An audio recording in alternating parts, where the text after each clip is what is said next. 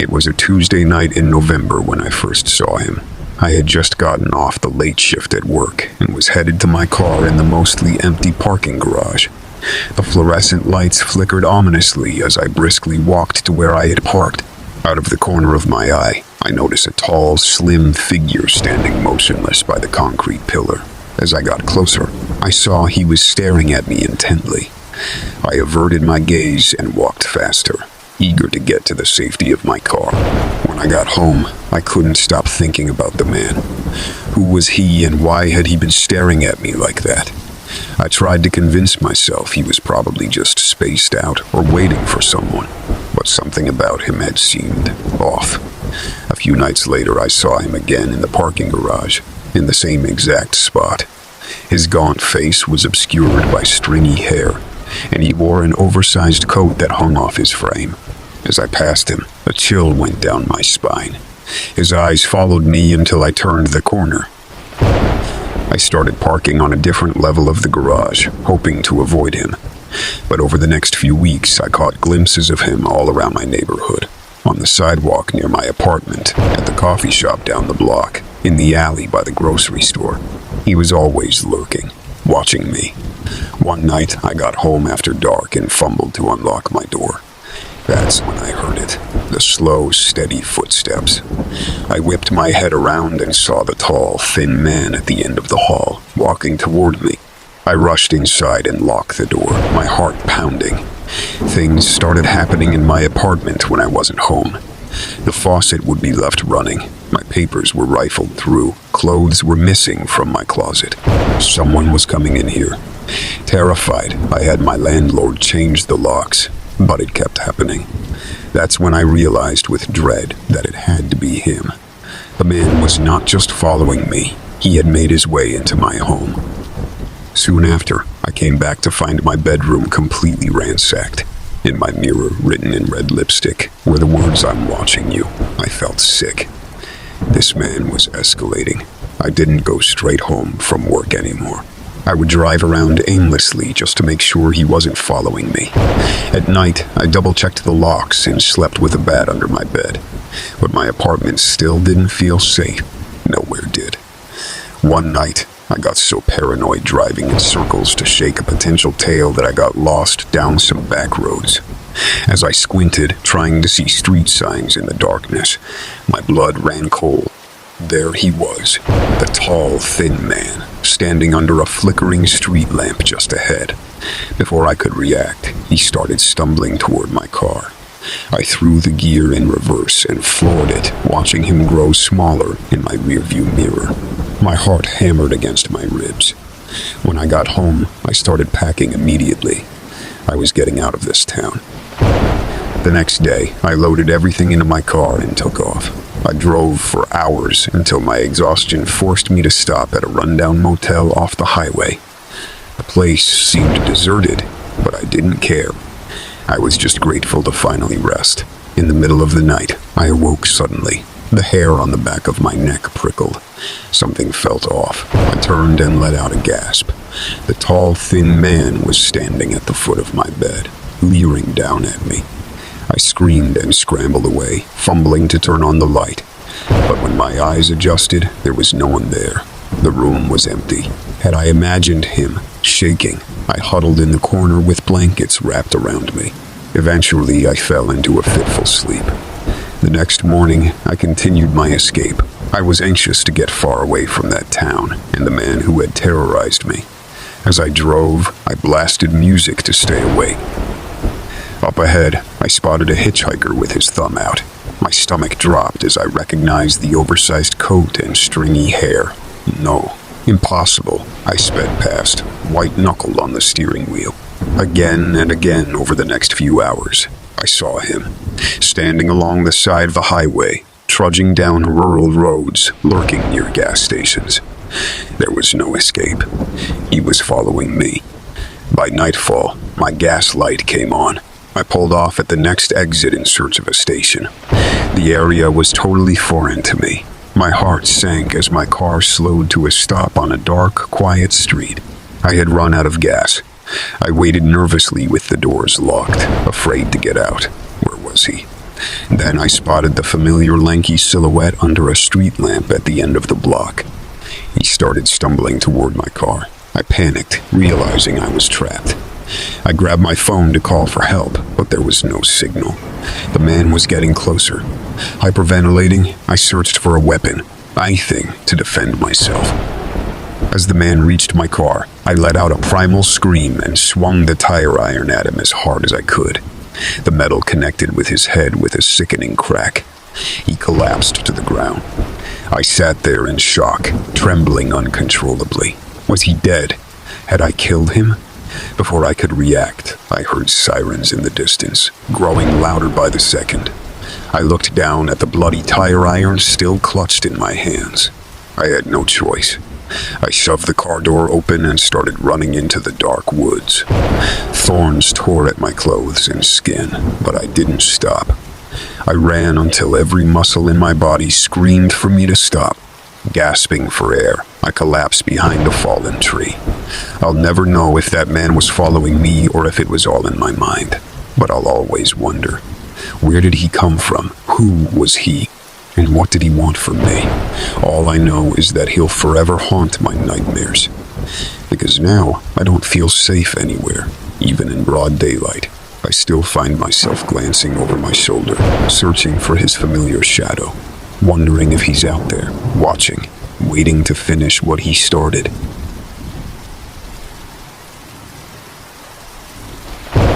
I don't normally work the closing shift at the diner, but my coworker Stacy called in sick, so I agreed to cover for her. It was a Tuesday night, and the place had been dead all evening. I kept glancing at the clock, willing the minutes to tick by faster so I could close up and get home. Around 9 p.m., the bell above the door jingled, and a man walked in. He looked to be in his mid-30s, average height and build, wearing jeans and a plain black sweatshirt with the hood pulled up over his head. I grabbed a menu and headed over to seat him. "Just one tonight?" I asked with an obligatory server's smile. He nodded, not making eye contact.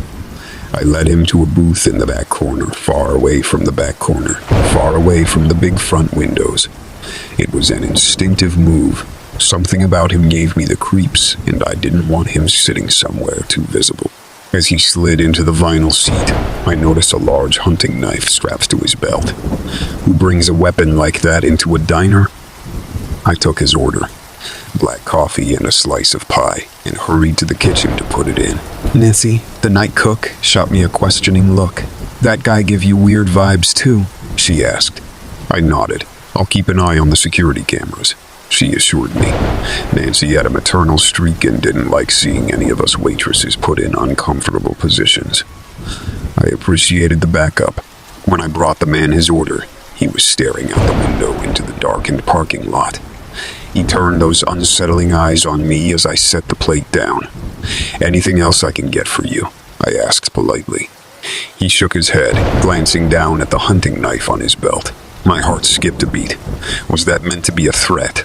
I walked away on unsteady legs, keeping one eye on him as I pretended to wipe down tables while waiting for him to leave. After what felt like forever, the man paid his bill and departed without a word. I sagged against the nearest wall, relief flooding through me. Nancy poked her head out from the kitchen. "He's gone now, honey," she said gently.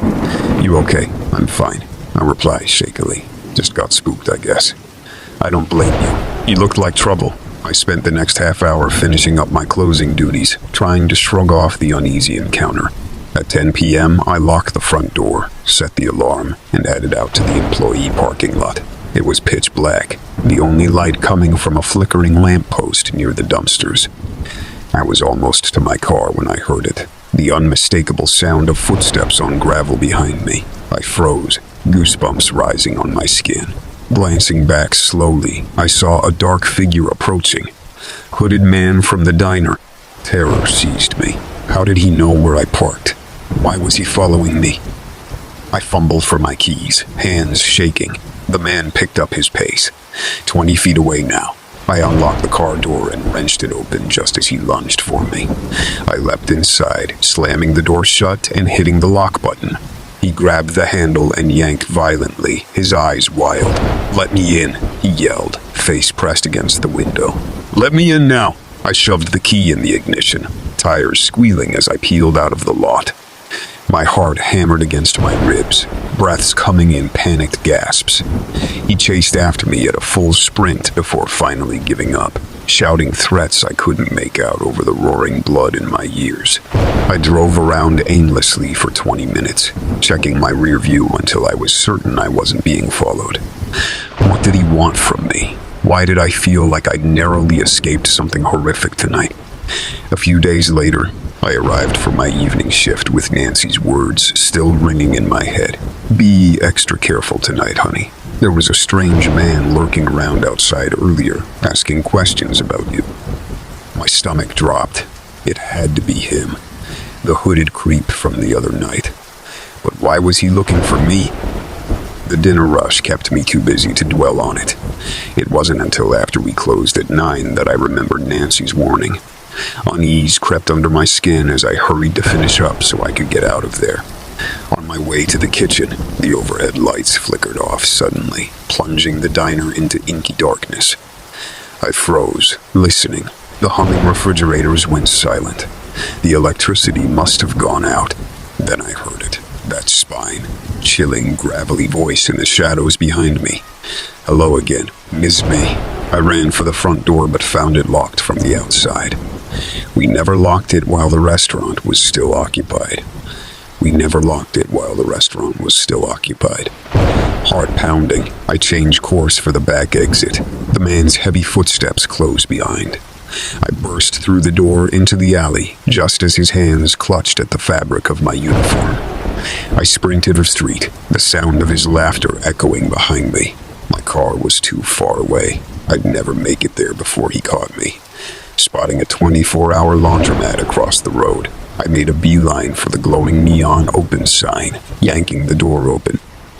The bored teenager manning the counter glanced up in surprise as I rushed in. "Help me," I gasped. "I'm being chased." Right on cue, the glass door shattered as the hooded man hurled himself against it.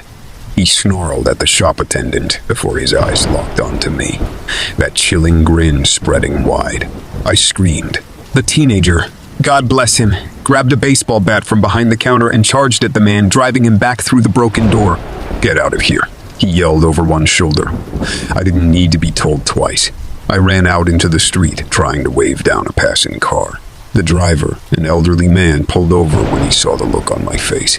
I jumped inside just as the hooded man regained the upper hand, knocking the teenager unconscious with a vicious blow to the head. "Drive!" I shrieked at the startled old man. He hit the gas, tires squealing as we left the scene behind. I gave him directions to the nearest police station, where I was finally able to report the terrifying encounters with the hooded stalker. The police took down all the details, but warned me that I didn't have enough evidence for them to press charges yet. They agreed to station a squad car outside my apartment building for the next few nights, which provided some small comfort, but I knew this wasn't over. It was 2 a.m. when I finally crawled into bed, emotionally drained with the lights left on. Sleep did not come easy. I tossed and turned, images of the hooded man chasing me through abandoned streets, flooding my exhausted mind. Sometime before dawn, I drifted off, only to be jolted awake an hour later by the sound of footsteps creaking up the stairs outside my apartment. I froze, pulse roaring in my ears. It was him. It had to be. He'd found me again. The footsteps paused outside my door. I stared wide-eyed into the darkness, afraid to breathe. Slowly, the doorknob began to rattle. He was trying to get in.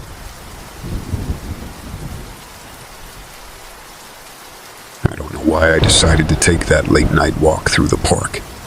Maybe it was to clear my head after a long day at work, or maybe I just wanted some fresh air before turning in for the night. Whatever the reason, it's a decision that still haunts me to this day. As I strolled down the lamplit path, I couldn't shake the feeling that someone was watching me. The park was empty at this hour, making me acutely aware of every little sound. The chirping crickets, the wind rustling through the trees, the distant hum of traffic. I picked up my pace, suddenly anxious to get home. That's when I first noticed him, a tall figure standing motionless under a tree up ahead. I froze, squinting into the shadows. As my eyes adjusted, I could make out his slender frame and pale skin that seemed to glow under the moonlight. Unease washed over me. No one in their right mind would be hanging out in a deserted park this late at night. I averted my eyes and walked faster, hoping to pass by without incident. I didn't get far before a bone-chilling voice rang out. "Leaving so soon," it rasped.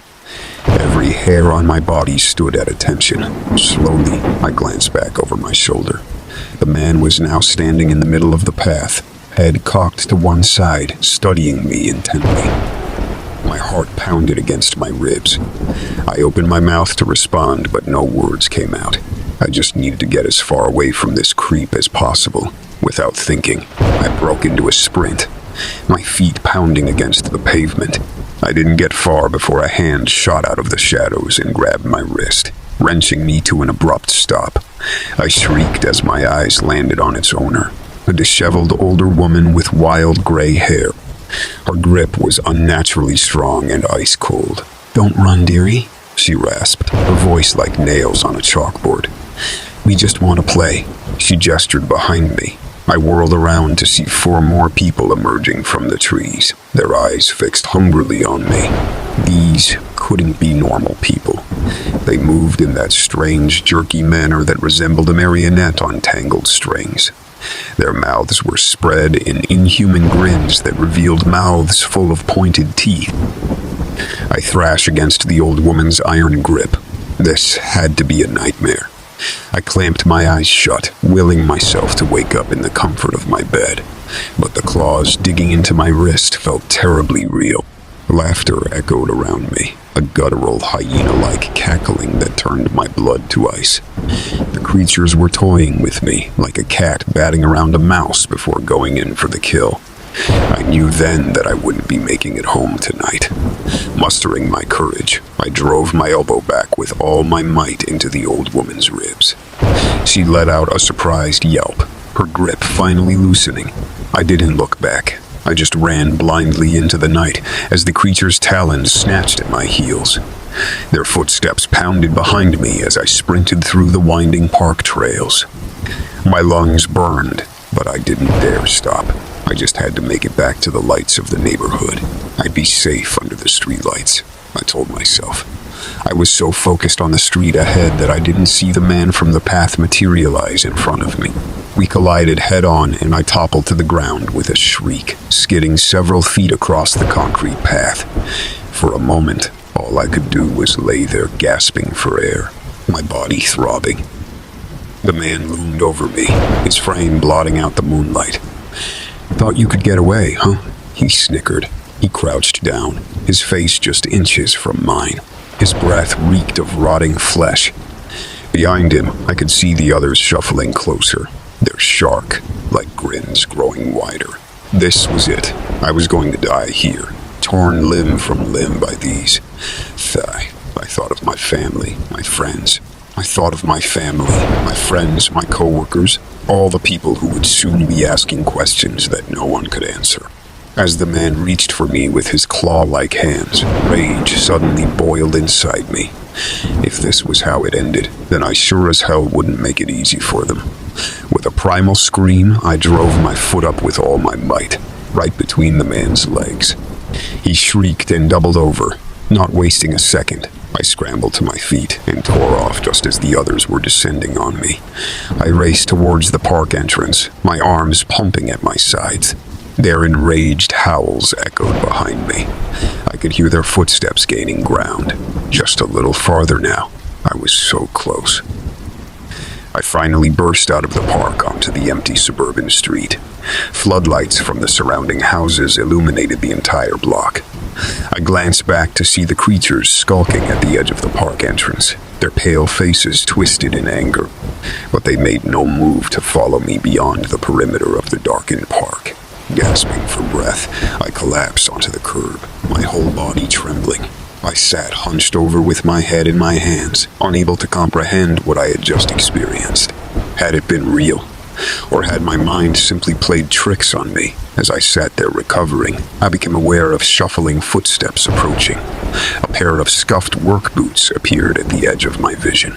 My head snapped up to see a middle-aged man in a utility uniform looking down at me with concern. "Miss, are you all right?" I opened my mouth, but no words came out.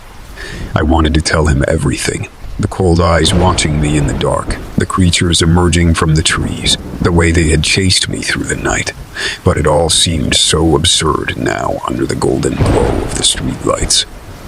So instead, I simply nodded and choked out. "I'm okay, thank you." The man studied me for a moment before asking if he could call someone to give me a ride home. I assured him I'd be fine now. With a skeptical glance back at the dark park, he finally carried on his way, reminding me to get home safe. On shaky legs, I stood and hurried across the street to my apartment building. As soon as I was inside my lit apartment with the doors securely bolted, I collapsed onto my bed, exhausted. That night, I lay awake for hours, listening for any strange sounds at my door or window. I knew deep down those things were still out there lurking in the shadows, and the next time I crossed paths with them, I might not make it out alive. So now I stick to the daytime and avoid the park at all costs. But sometimes at night, I still hear that sinister laughter carried on the wind, and I wonder if they're hunting for me, their next victim.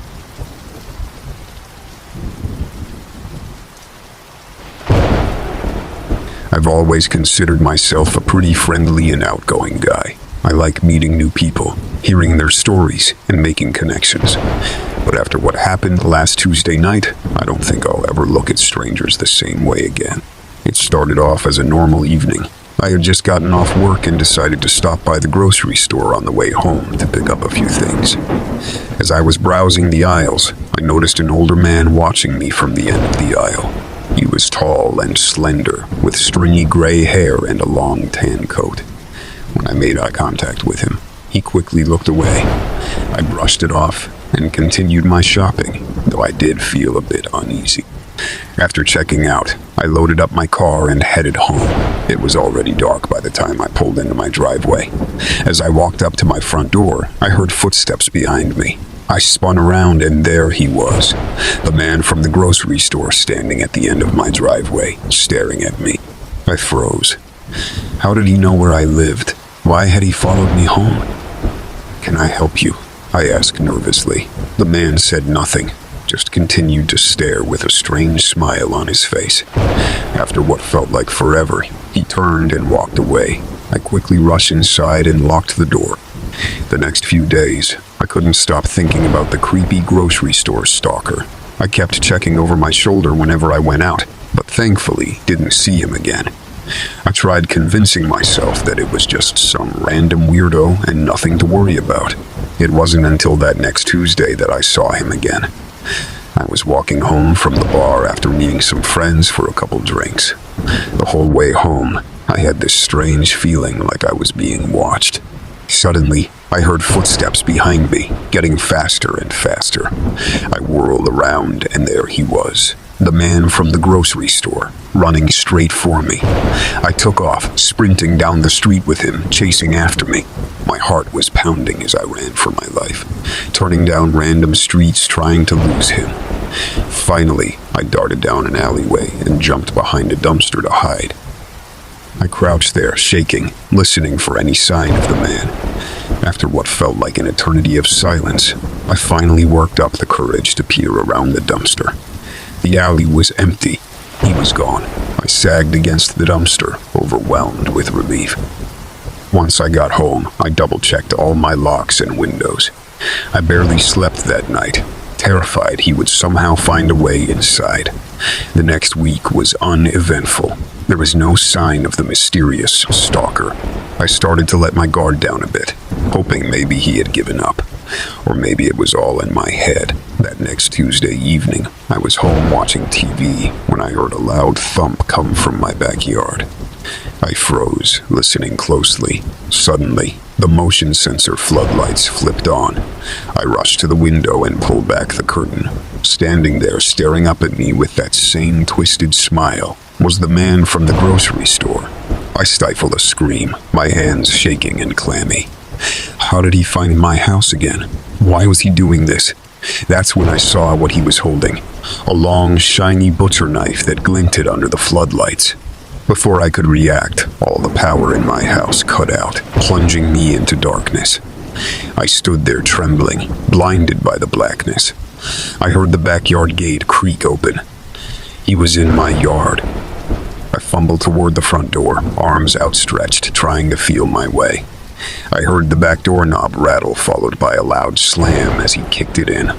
Heavy footsteps stomped down the hall, getting closer and closer and closer. Just as a dark silhouette appeared in the living room doorway, I made it to the front door, threw it open, and ran shrieking into the night. I sprinted down the empty road lined with darkened houses. Suddenly, I heard rapid footsteps behind me again. I pushed harder, my lungs burning, my legs aching. I didn't dare look back. I just kept running and running, my feet pounding the pavement. My feet pounding the pavement, my breath coming out in panicked wheezes. Finally, I came upon a 24-hour gas station. I rushed inside and collapsed on the floor as the cashier called the police. That horrible night was over a year ago, but I still get panic attacks anytime I see someone that even vaguely resembles the grocery store stalker. I get jittery walking home at night and keep all my blinds closed. I know I'll never feel truly relaxed again after coming face to face with that creepy knife-wielding madman. He still haunts my thoughts, and I often wonder if he's out there hunting his next victim.